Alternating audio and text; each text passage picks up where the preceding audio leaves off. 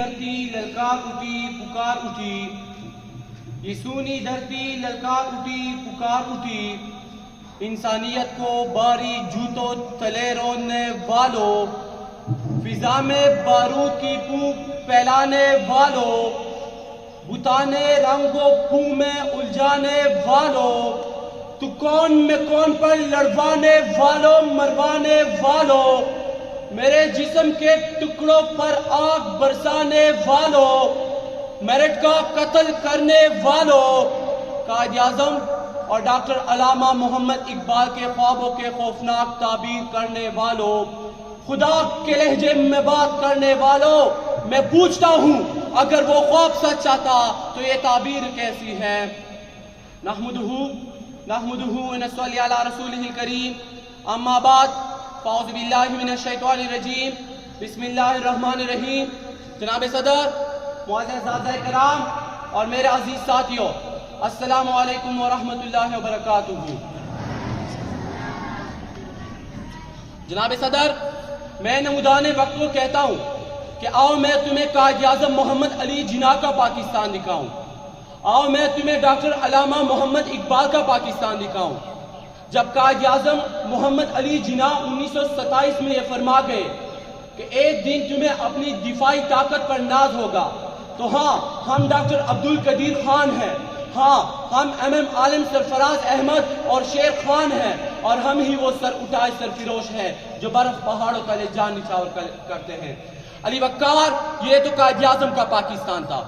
اب جانیے، کیا یہ بھی قائد اعظم کا پاکستان ہے، جہاں پر چائے کی پتی میں رنگ ملا کر چائے بیچنے والا چائے فروش خالص دودھ کی آواز لگا کر پانی پاؤڈر ملا کے بیچنے والا گوارا، پیسے وصول کر کے ہڈیاں توڑ کے دینے والا قصاب، قلم بیچ کے پیسے کمانے والا صحافی، سبھی میرے ملک کو بدتر سے بدتر بناتے جا رہے ہیں۔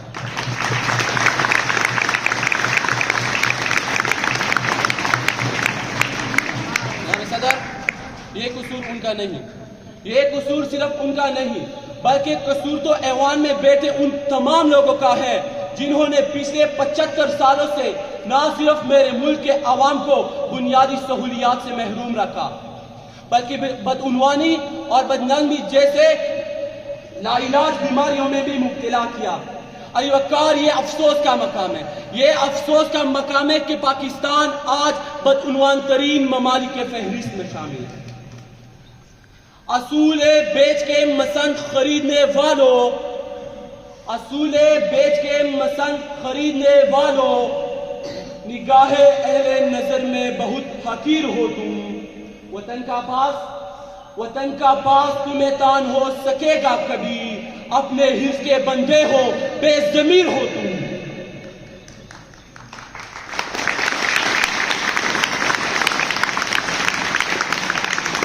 علی وقار، جب میں اقبال کا تصور جوان شاہینوں میں ڈھونڈنے کی کوشش کرتا ہوں تو یہ نوجوان ہاتھوں میں ڈگریاں تامے، لاچار و مجبور، چوکوں اور چراہوں میں خودکشی کی بھیڑ چڑھنے کو تیار تھے۔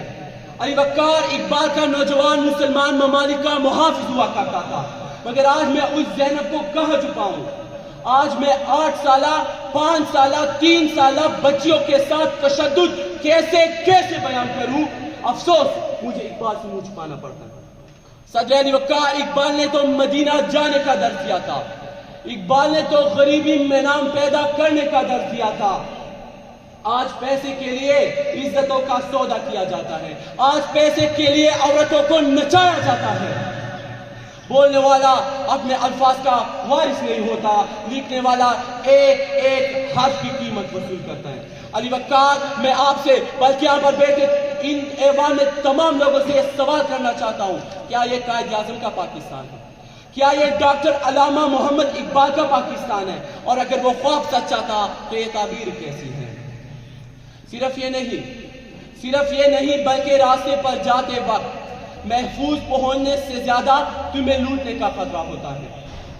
آج میرے ملک میں ہسپتال میں بے سہارا، غربت کی چکی میں پستے ہوئے مریض ڈاکٹروں کے غلط رویوں کا شکار ہو کر جان کی بازی ہار دیتے ہیں۔ آج میرے ملک میں مظلوم کو انصاف ان کے موت کے بعد ملتا ہے، تو میں پوچھتا ہوں اگر وہ خواب سچا تھا تو یہ تعبیر کیسی ہے؟ میں اپنا تقریر اس آخری شعر پر ختم کرنا چاہوں گا۔ اور جنہیں زندگی کا شعور تھا، اور جنہیں زندگی کا شعور تھا، انہیں بے زری نے مٹا دیا، جو گرا ہے سینہ تان پر